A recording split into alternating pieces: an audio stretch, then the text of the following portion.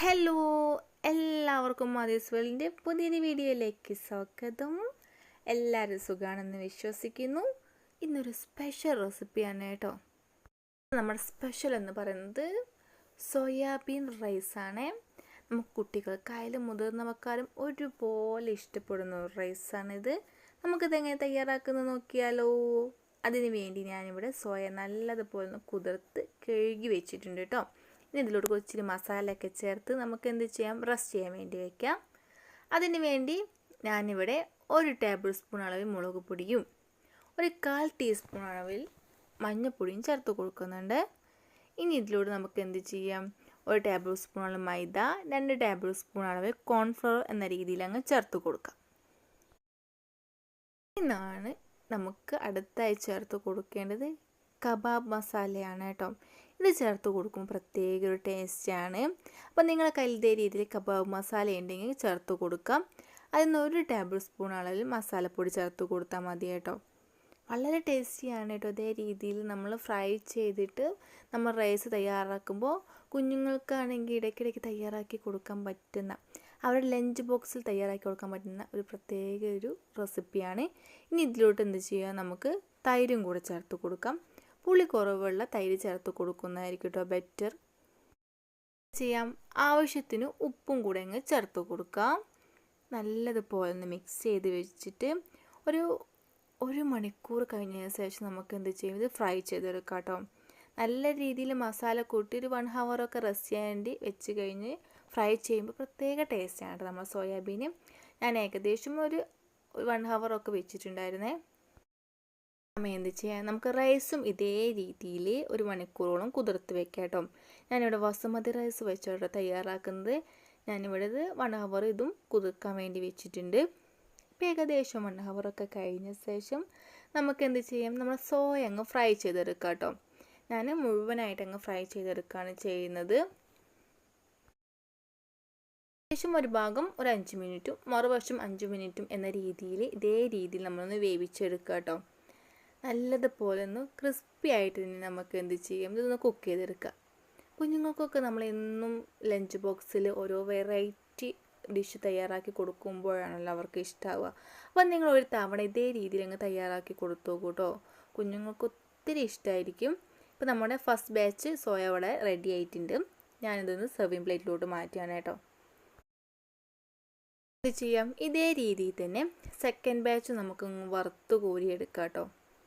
നല്ല ടേസ്റ്റാണ് കേട്ടോ നമ്മുടെ ഈ സോയ റൈസിന്.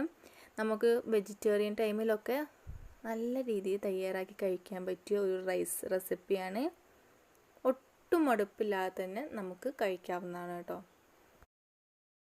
അപ്പോൾ നമ്മുടെ സോയ എല്ലാം ഇവിടെ ഫ്രൈ ആയി വന്നിട്ടുണ്ട്. എല്ലാം ഞാനിവിടെ ഒരു സെർവിങ് പ്ലേറ്റിലോട്ട് മാറ്റി വയ്ക്കുന്നുണ്ട്. നമുക്ക് എന്ത് ചെയ്യാം, അതേ പാനിൽ തന്നെ ബാക്കിയുള്ള കുക്കിംഗ് പരിപാടികൾ ചെയ്യാം കേട്ടോ.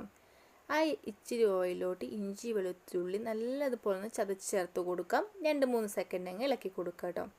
അപ്പോഴേക്കും നമ്മുടെ ഇഞ്ചിയുടെയും വെളുത്തുള്ളിയുടെയും ഒക്കെ പച്ചമണങ്ങ് പോയി കിട്ടും. ഇനി ഇതിലൂടെ നമുക്ക് ഇച്ചിരി വെജിറ്റബിൾസ് അങ്ങ് ചേർത്ത് കൊടുക്കാം. കുഞ്ഞുങ്ങൾക്ക് തയ്യാറാക്കി കൊടുക്കുന്ന സമയത്ത് ഇച്ചിരി കളർഫുൾ ആകുമ്പോൾ അവർക്ക് ഇഷ്ടം. ഞാനിവിടെ ക്യാരറ്റും ഉള്ളിയും ക്യാപ്സിക്കും ഒക്കെ ചേർത്ത് കൊടുക്കുന്നുണ്ട്. ഇത് ഒത്തിരി ഒന്ന് നമ്മൾ കുക്കാക്കി എടുക്കേണ്ട കേട്ടോ. ഒരു 2-3 സെക്കൻഡ് ഒന്ന് ഇളക്കി കൊടുക്കുക. ബാക്കിയുള്ള വേവൊക്കെ നമ്മൾ റൈസിൻ്റെ കൂടെ കടന്നങ്ങ് വെന്ത് വരും കേട്ടോ. ഞാനിവിടെ 2-3 സെക്കൻഡ് അടുത്ത് അടച്ചു വെച്ചൊന്ന് കുക്ക് ചെയ്തെടുക്കുന്നത്. ഒത്തിരി ടൈമൊന്നും ഞാൻ ഇവിടെ കുക്ക് ചെയ്തെടുക്കുന്നില്ല. ഇപ്പോൾ ഏകദേശം 2-3 സെക്കൻഡ് ആയപ്പോൾ ഞാൻ ഒന്നും കൂടെ ഒന്ന് ഇളക്കി കൊടുക്കുന്നുണ്ട് കേട്ടോ. ഇനി ഇതിലൂടെ നമുക്ക് എന്ത് ചെയ്യാം, വെള്ളം ചേർത്ത് കൊടുക്കുക കേട്ടോ. ഞാനൊരു ബൗൾ അളവിൽ വെള്ളം ചേർത്ത് കൊടുക്കുന്നുണ്ട്. ഞാനിവിടെ ഒരു 2 ഗ്ലാസ് റൈസായിട്ട് തയ്യാറാക്കുന്നത്. ഒരു 2 ഗ്ലാസ്സിന് ഒരു 4-4.25 ഗ്ലാസ് വെള്ളം എന്ന രീതിയാണ് ഞാൻ ചേർത്ത് കൊടുത്തിരിക്കുന്നത്. ഇനി ഇതിലോട്ട് നല്ലൊരു ഫ്ലേവറിന് വേണ്ടിയിട്ട് മാഗി ക്യൂബും കൂടി ഞാൻ ആഡ് ചെയ്ത് കൊടുക്കുന്നുണ്ട് കേട്ടോ. മാഗി ക്യൂബ് ചേർത്ത് കൊടുക്കുമ്പോഴാട്ടോ നമ്മുടെ റൈസിന് പ്രത്യേക ടേസ്റ്റ്. ഇല്ലെങ്കിൽ ചേർത്ത് കൊടുക്കേണ്ട, പക്ഷെ ചേർത്ത് കൊടുത്തു കഴിഞ്ഞാൽ പ്രത്യേക ഒരു ടേസ്റ്റാണ്.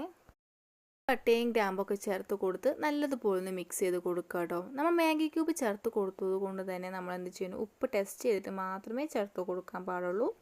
ഇനി എന്ത് ചെയ്യാൻ നല്ലതുപോലെ തിളച്ച് വരണം. നല്ലതുപോലെ തിളച്ച് വരുന്ന സമയത്ത് നമ്മൾ കഴുകി കുതിർത്ത് വെച്ച് ഊറ്റി വെച്ചിരിക്കുന്ന നമ്മുടെ റൈസ് അങ്ങ് ചേർത്ത് കൊടുക്കാം. റൈസ് അങ്ങ് ചേർത്ത് കൊടുത്തു കഴിഞ്ഞാലും ഒരു 10 മിനിറ്റ് കൊണ്ട് തന്നെ നമുക്ക് റൈസ് കുക്കായി കിട്ടും കേട്ടോ. ഏകദേശം ഒരു 10 മിനിറ്റോളം ഇതൊന്ന് അടച്ചു വെച്ചൊന്ന് വേവിച്ചെടുക്കുന്നുണ്ട് കേട്ടോ.